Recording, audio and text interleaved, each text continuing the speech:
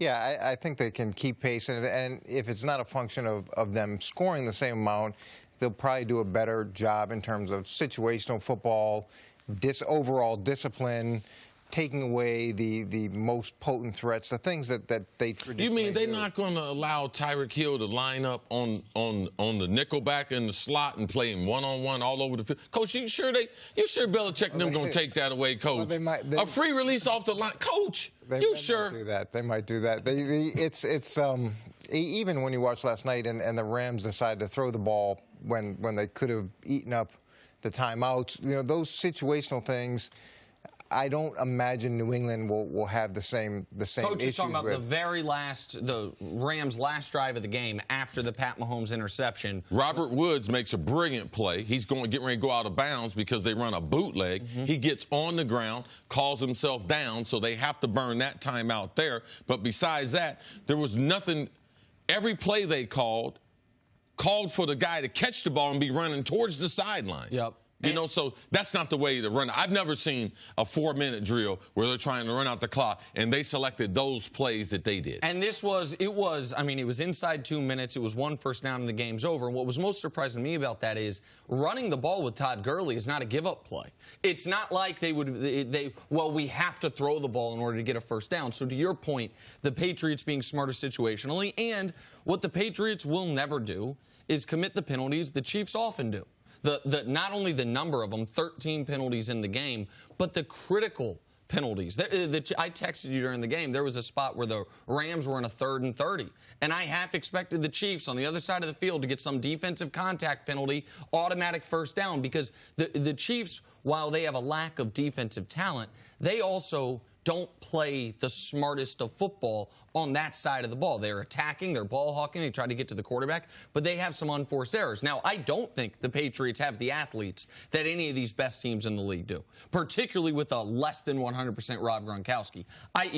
Maybe they can scheme Tyreek Hill out of the game, but what's so hard about the Rams, the Chiefs, the Saints is even if you scheme their top guy out of the game, they have another A-plus skill position guy to come hit you with. But their Super Bowl teams are never the most talented team in the league. That's not what they do. No, some teams collect talent. Like that's what they do. They collect talent, and New England builds a team, and that's what they're doing is they're trying to put the parts together. And as the season goes on, especially coming out of a bye week where they've had time as a staff to go back and say, okay, what have we done well? What have we done poorly?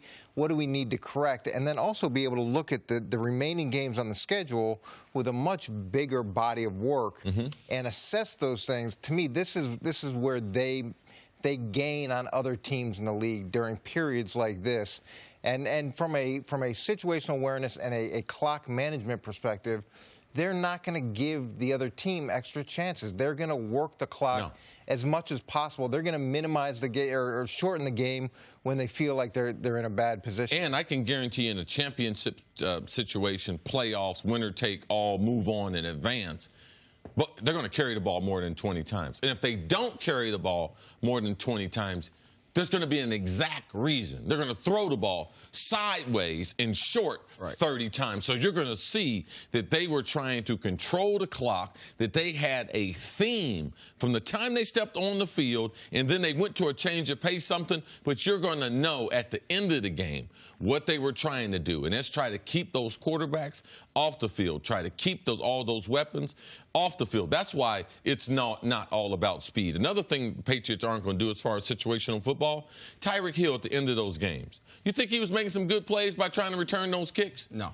By continuing to go back inside the 5-yard? No, because wasting clock. He's taken his own individualness over the team. It's a basic philosophy. You put your heels at the 10-yard line.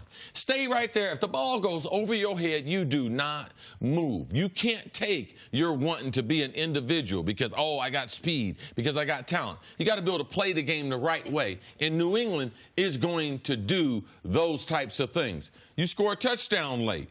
You point the guy. You give the guy the peace sign as you go into the end zone. 15-yard penalty. Wait a second. It didn't hurt him. It didn't hurt him, but it's something you shouldn't do in a big game like this. You can't give away 15 yards. In championship, winner take all those things become very, very important. So now I can't expect, when we get to the playoffs, that's what they're going to do. No, I think that they're going to do the same things they've been doing during the regular season. I wasn't going to say the peace sign didn't hurt him because he didn't know it wasn't going to hurt him. He didn't know they were going to have a great kickoff and then a penalty on the Rams on the kickoff. What I was going to say on that is, though, the league should let the Chiefs know or show some consistency. If he's done that on every long touchdown of his entire career, whether a guy's been close to him or not, he's never been flagged. So I don't think that if the guy's close to you, you're going to get flagged. Well, it is taunting. I'm just saying he's never. I've seen him do it a half dozen times with the guy right there waving the deuces at him, and he's never been flagged. I mean, it's definitely the league's fault. It's definitely the league's fault. I'm not saying it's the league's fault, that they didn't correct him on dude jumped behind the camera last week, too. That's the league's fault. No, I'm not saying that's the league's fault. All I'm saying is Michael Thomas, when he grabbed the phone, knew he was getting 15 yards and decided it was worth it. I don't think Tyreek Hill thought he was getting flagged for that. When he jumped behind the camera, he knew he was getting 15 When yards. you're leading league, this is what, when they sit down today, there's certain things. The reason why Tom Brady did go through, because that's the same thing I would do. We go through every game, and we don't look to see our splash plays. We look to see where we're bad, so where we can fortify ourselves.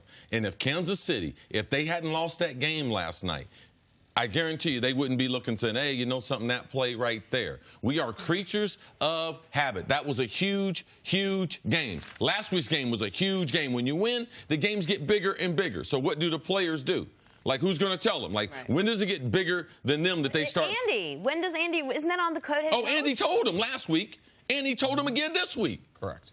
Thanks for watching. Subscribe here to get the latest from the show. Also, be sure to check out more of the best clips from First Things First, or go watch a few segments from our other shows on FS1.